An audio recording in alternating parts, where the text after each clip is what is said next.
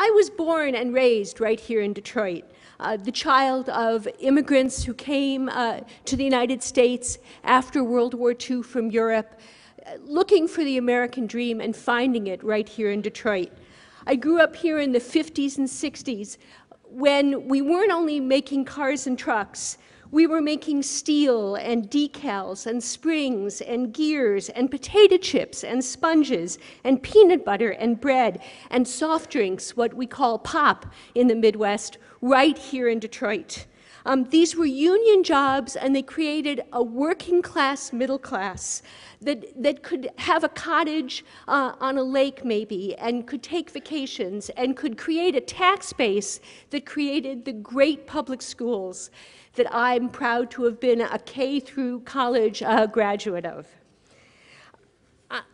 I didn't tell this story just to tell you how old I am, or so you could be, thank you for laughing, or you could, feel nostalgia for my good old days, but to say we did it before and we can do it again, and we must do it again.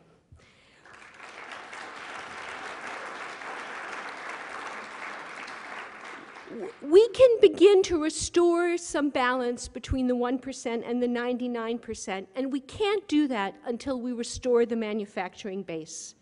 The good green jobs that we're talking about at this conference is how we get there, and the purpose of this conference is to help each other lay the rails as well as building the road to that future, a future not only for ourselves, but a future we owe these children and our children. Modernizing our schools can be the third rail that powers that path to the future. And so it's my honor to introduce you to a group of young men who get to go to a green school, the Detroit School of the Arts.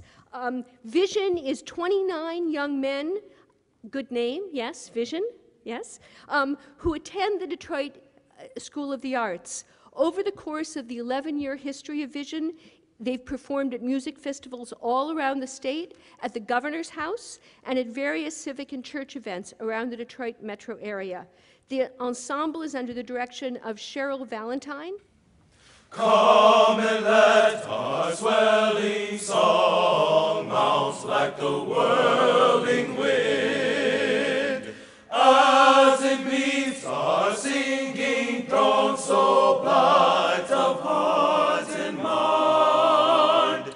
Care and sorrow now be gone, brothers in song sing on, brothers sing on, sing on. Youth is a wandering troubadour, sailing the singing breeze, wooing a maid on a distant shore over the tossing seas. Steering by the stars above, his vessel a song of love. Brothers, sing on, sing on. Erin's minstrels, thus we greet you. List to our voices strong. With glad and open hearts we meet you in our festival of song. Care and sorrow now be gone, brothers in song sing on, brothers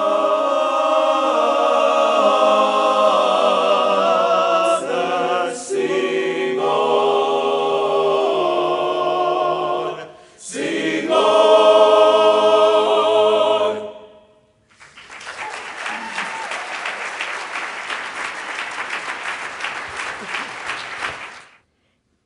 Now I want to call to the podium Nathan Alford-Tate, who is a senior and vice president of his class at Detroit School of the Arts.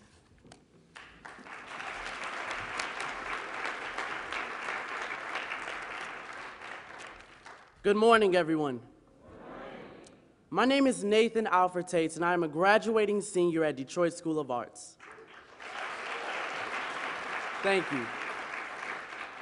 I am honored to come to you today and inform you on how attending a green school is beneficial to me. In these 4 years at DSA, I never realized just how blessed and fortunate I was to enroll in such a school as DSA. Our school was built with a keen eye to detail as to how our building could meet the needs of its students and the world around it. From the structure of its building to the formation of its blocks, all of these assets form the school you see today. Every aspect of Detroit School of Arts is designed to provide its helping hand to ensure it aids our society to become a more eco-friendly. Detroit School of Arts utilizes eco-friendly material and practices, such as translucent glass, which is almost double that of its normally insulated counterpart.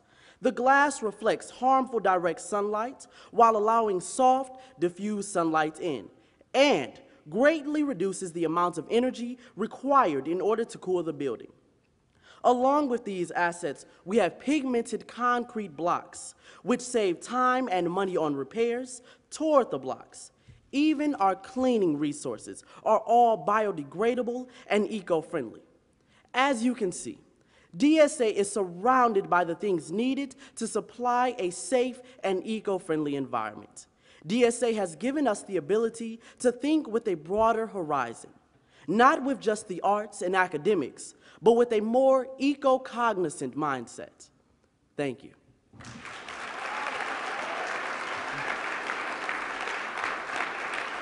You have biographies of all the plenary speakers. So I want you to get to hear from these two extraordinary people, so I'm not going to read you their biographies, but if you'll just join me in welcoming David Hecker, who is the president of the American Federation of Teachers Michigan, and Juliana Goodlaw-Morris, who is the campus field coordinator from the National Wildlife Federation, two of the BlueGreen Alliance 12 partners. So the economy is still in a shambles, right? Millions of people are out of work. Budgets are being cut in states and in cities. How do we have the audacity to talk about green schools at a time like this? David, you want to start us off? Well, we absolutely have to talk about green schools at a time like this. First of all, it was mentioned that more than 50% of the schools in America are more than 50 years old. So one, we need environments conducive to learning. And many of the things Nathan talked about that's going on in the School of the Arts helps create an environment conducive to learning. That's important everywhere. It's especially important in our urban centers because we know the statistics on asthma for students, but also for the teachers and the other staff at the schools. So if we want our children to reach their potential, which we obviously all do, we need environments conducive to learning. In addition, this helps create jobs. The jobs, as you mentioned, we don't have. Going green, green schools, the retrofitting, the renovating that was mentioned is imperative, creates tons and tons of jobs. And finally, it saves money. And if we save money through green schools, so energy costs less, well, that's more money to hire another teacher and lower class size, to buy updated textbooks, to get new technology. So I would say we always need to go green, but we perhaps even more so need to do that when times are difficult. Juliana? Yeah, and I would just add that I would start with economics. I think that that's really, really critical in this day and age as we are in this kind of upswing on the recession and trying to pull ourselves out, especially in areas like Detroit and urban settings.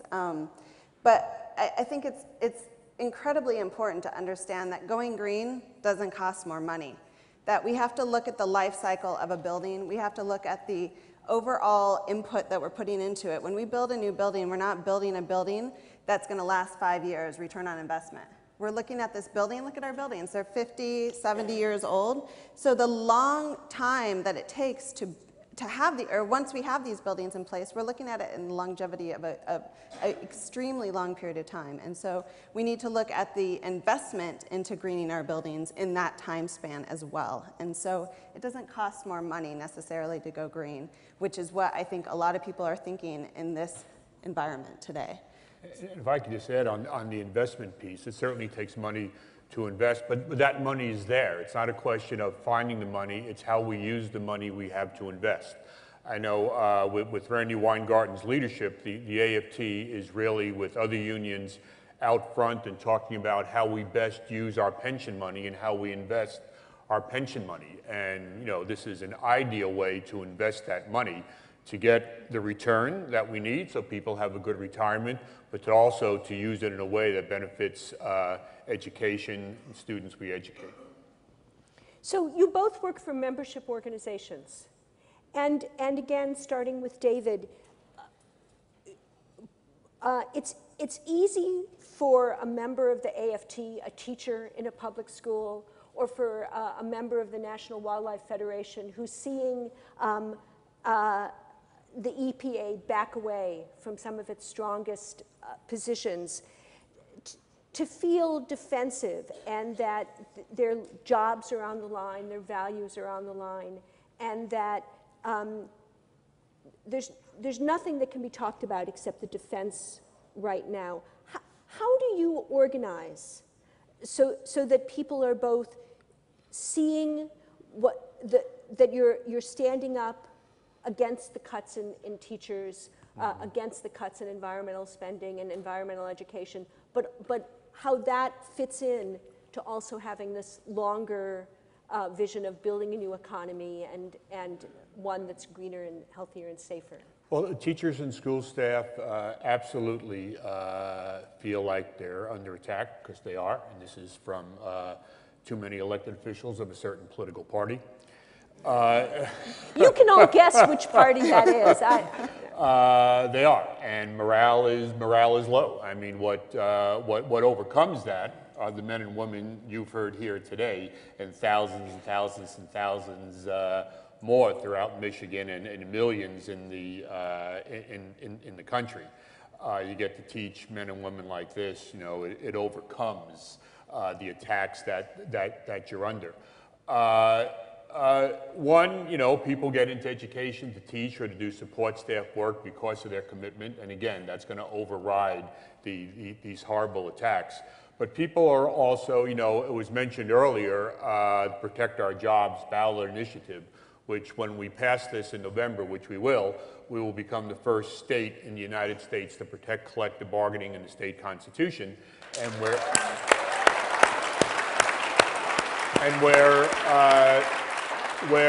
we're doing that because of all the laws that have been passed that severely undercut collective bargaining, or could be passed that severely undercut collective bargaining.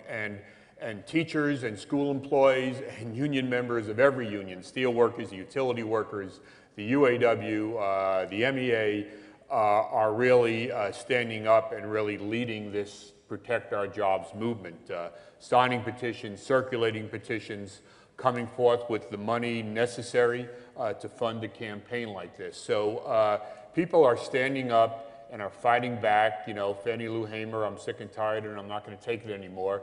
And that's what school employees are saying, and I know it's what members of unions throughout the state and throughout the country are saying. And the bad guys are going to be sorry that they went so far, because they're going to be on the losing end of this in a few months.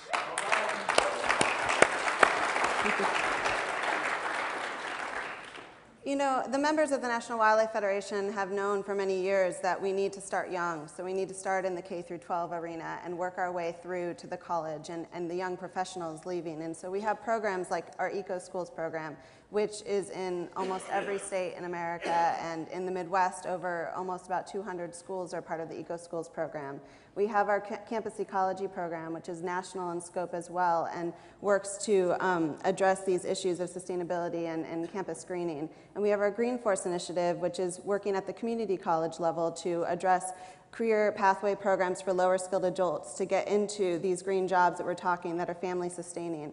And so our members understand this, but at the political level, we are facing a crunch in the sense that budget cuts from the environmental education budget of the president have been cut this year for the budget 2013, and that means that the EPA budget, the NOAA budget, the NSF budget, I can name a few more, are being cut for environmental education.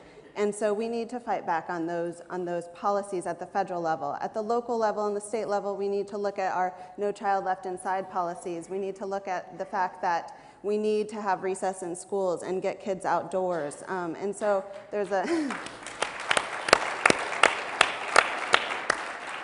there's ways that we can get engaged both at the local, at the state, as well as the national level to ensure that we are creating a generation that is going to take what we're starting and move it forward to create this green, clean economy that we're talking about. And so I think that at this stage, we're at the kind of evolution where we're talking about green schools, and in my opinion, people are starting to get what is a green school, what is sustainability. 3 years ago, not necessarily the case. And so we need to ramp up our discussions to really ensure that we are reaching both the political side of things as well as on the campuses and the communities. Juliana, talk some more about what we were talking about at breakfast, the work that you're doing to really get campuses to use their purchasing power to buy local and green. So collectively across the United States, as we speak today, there are a little bit over 4,000 colleges and universities functioning. And of that, there is a $400 billion plus purchasing power that these colleges collectively have. $400 billion. Now we're not talking the trillions, but billions, that's a lot of money. And so how can these campuses come together to use that collective purchasing power that they have? They can do it at the manufacturing and what they're buying to put into their campuses. They can do it on the renewable energy side, so actually purchasing collectively green power. They can do it at the local food side of things as well, sustainable urban farming, as we were talking about earlier, about Detroit being this new mecca of urban green agriculture. And so, for example, I work with a network of colleges in the Chicagoland area, pretty much every college in that radius, and we're coming together to look at what our impact, what these schools' impact is on the local economy as it relates to sustainable food and organic foods. And so if we collectively, if these campuses can come together and start purchasing, say, 20%, 30%, 50% of their food within a 200 to a 250 mile radius, what is the impact on jobs? What is the impact on the local economy? And so as we move into the 2013 school year, we will be conducting our research on that actual, those stats to really figure out what is our purchasing power there. That's just one example, but there are other networks and other schools coming together to say, hey, we want renewable energy, and we want it at a good price, and we want to be able to be competitive in this market. And so they're looking at ways that they can harness that collective $400 billion a year money that they're putting into this economy to go green. Is there anybody here from Cleveland? Right? So I have heard these great stories about Cleveland is creating a food hub to do just what you're talking about, and they're doing it using the Mondragon model as adapted by the steelworkers. So this really interesting idea of sourcing local and sourcing union that will allow us to think not only about the living conditions of the chickens we eat, but also the working conditions of the people who take care of those chickens, which is just a really interesting idea. Are the people from Oregon City Schools in Ohio here? There they are. So we heard last night about this incredible model where this local school system built a wind turbine to power the school. Behind the school, they have enough land to do it, 2 miles from Lake Erie, and did the whole job as local as they could, but all American and all union. So just a great story of what's possible. Can I just add too? I mean, as we look at our colleges and universities, they are on the cutting edge of this sustainability realm. They are like mini cities, and if we can do it on our campuses, then we can do it in our broader communities as well. And so there are community campus partnerships going on. University of Minnesota Morris, out in the hitherlands of Minnesota, has 2 utility scale wind turbines. They're 100% off the grid when the wind blows. This is happening across campuses across the United States. And so we need to take these examples and expand them to not only the campus, but as the community. And so thinking of these campuses as a microcosm of what is possible as we move forward, I think is really, really critical. And it's... We'll clap, yes. I'm probably dreaming a little bit here, but it may be possible to get some bipartisan support for what you're talking about. I mean, we have a group here in Michigan called the Business Leaders of Michigan, who you'll assume from the name perhaps we have some disagreements with. Perhaps we have a number of disagreements with. But yesterday, and this isn't the first time they did it, yesterday or the day before, they came out and talked about how the state cannot continue to cut funding for higher education, that higher education is essential for the economic development of the state. So, when the business leaders of Michigan, just in this state, talk like that, it makes me think that we may be able to have some bipartisan support for the good work you're talking about. So in the vision you lay out of what's going to happen in November, right? Imagine that we have a Congress next year that really wants to know what to do about education in this country, and they're ready to do it. What do you want them to do? Thank you, John Lennon.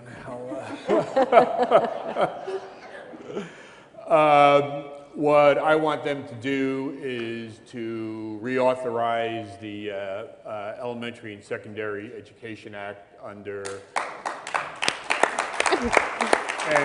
do it in a way unlike No Child Left Behind, which was the nickname given to it under President Bush.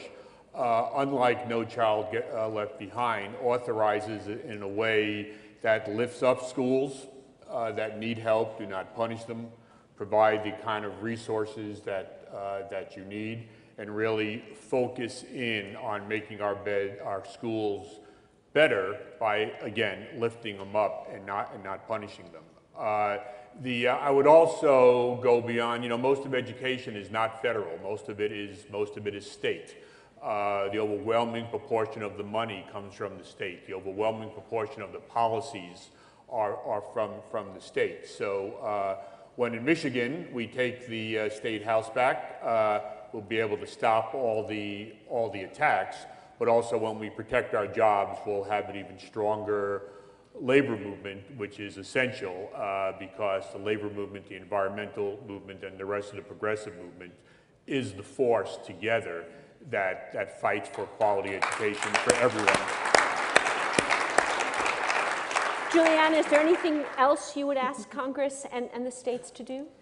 I think it's a couple things. I think one, there are, as we were talking about, 60% of our schools are older than 50 years old. I think having policies in place to actually get those to be retrofitted into green, which brings in the labor, brings in everyone that needs to be a part of it. I think two, to get education back, environmental education back in the president's budget is really, really critical to ensure that we have environmental education and climate change education throughout our EPA, NOAA, NSF, all of those different entities is extremely important. We cannot do away with that at this time.